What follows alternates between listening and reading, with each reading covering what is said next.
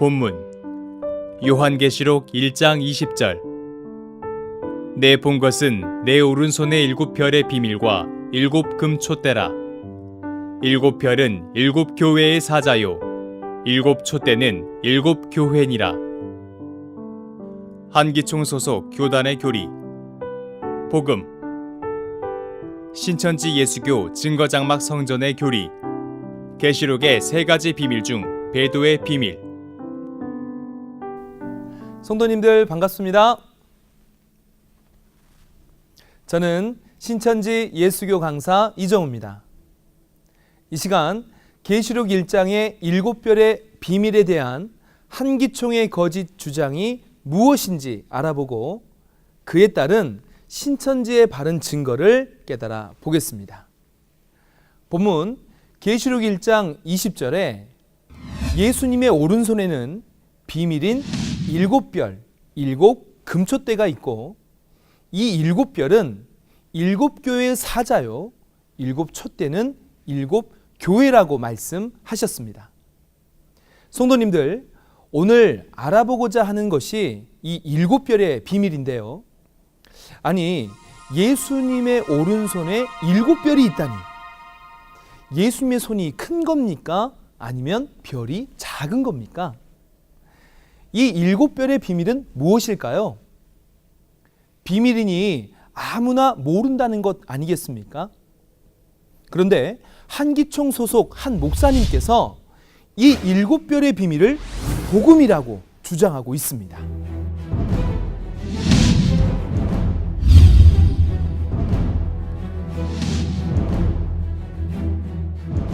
아니, 성도님들, 이건 이미 성경에 7별은 7 교회의 사자라고 말을 하고 있는데 왜 복음이라고 했을까요? 이 7별의 비밀이 복음이란 말이 성경 어디에 나옵니까? 문자적으로만 봐도 7별을 7 사자라고 했으니 7별이 복음이 아니라는 것은 삼척동자라도 알 것입니다. 만약 7별인 7 교회의 사자가 복음이라면 복음이 요한에게 어떻게 편지를 받는단 말입니까? 복음이 손이 있습니까?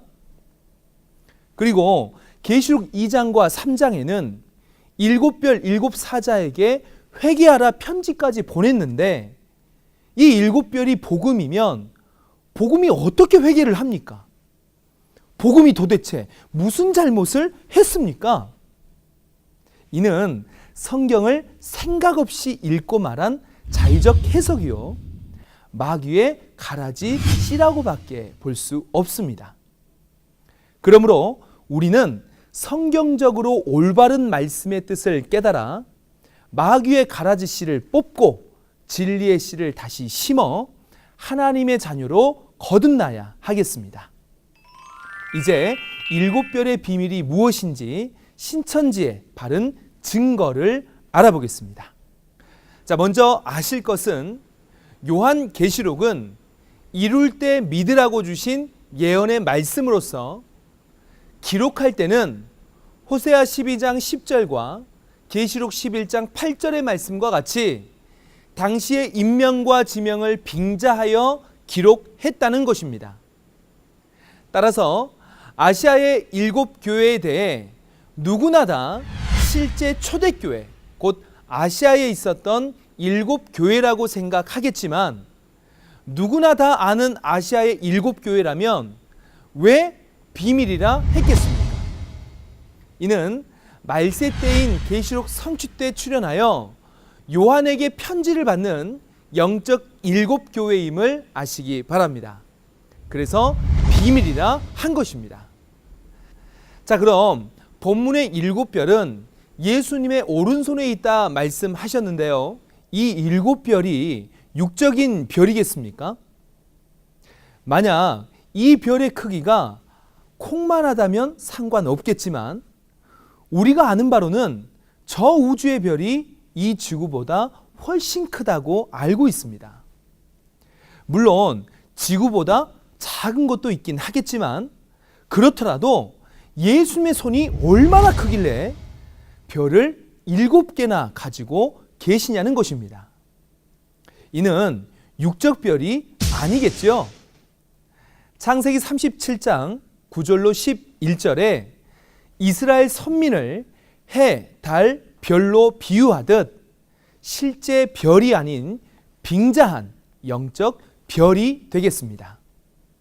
따라서 7별은 등불과 같은 7 금촛대 교회에서 역사를 한 7사자로서 요한복음 5장 35절에 예수님 초림 때의 길 예비사자 세례 요한 같이 주 재림 때의 길 예비 7사자가 되겠습니다. 이 7이 예수님의 오른손 안에 있었다는 것은 예수님께서 이 7을 들어 함께 역사를 하셨다는 것을 의미합니다. 그렇다면 이 7별, 7사자에게 감춰진 비밀은 어떠한 비밀일까요? 자, 계시록에는 이 3가지 비밀이 있는데요. 이는 배도의 비밀과 멸망의 비밀과 구원의 비밀이 되겠습니다.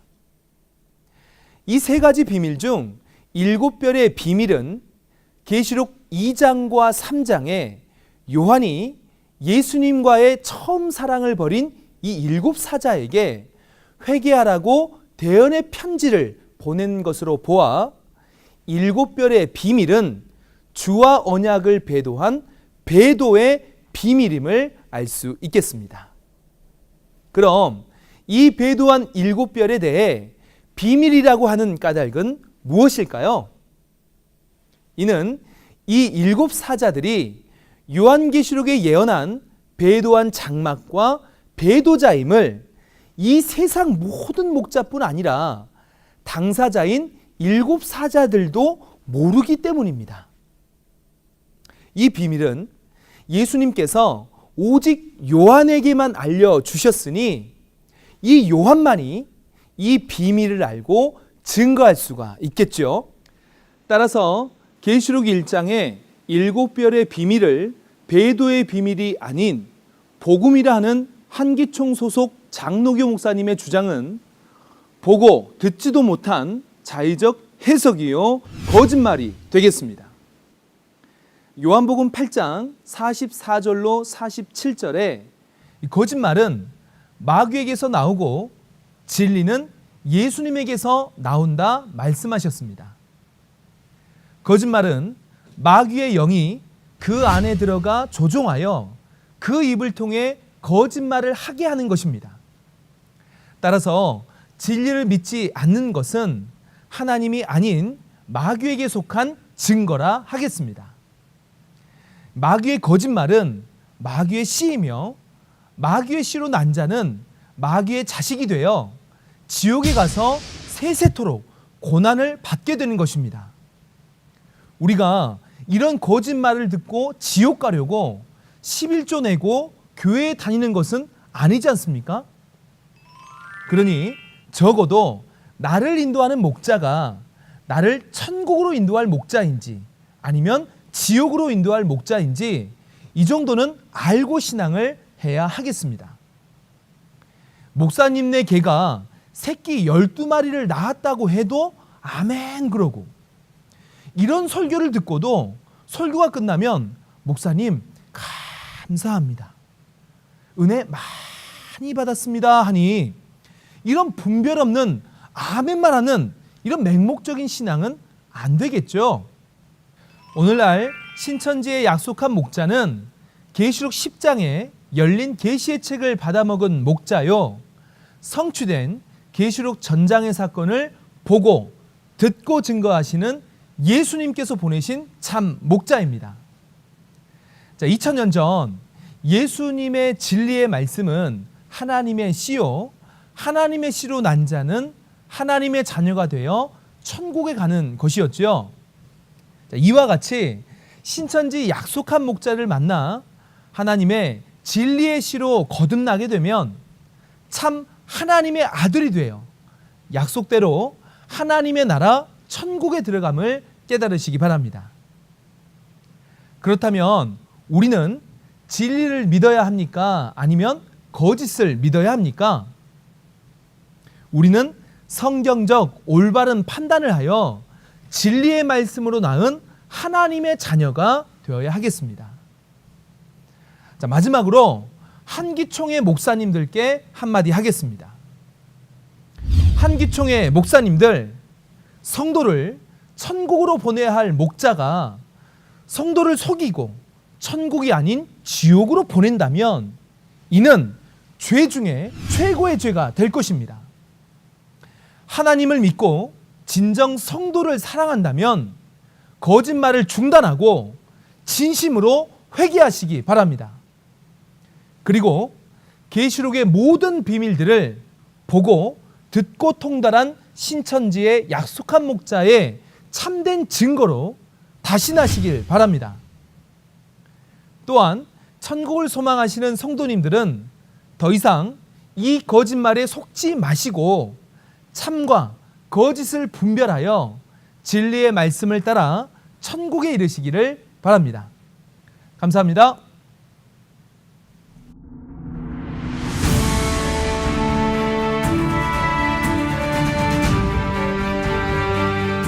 바른 증거를 한 것은 오직 성도들의 성경 지식과 올바른 신앙을 위한 것입니다.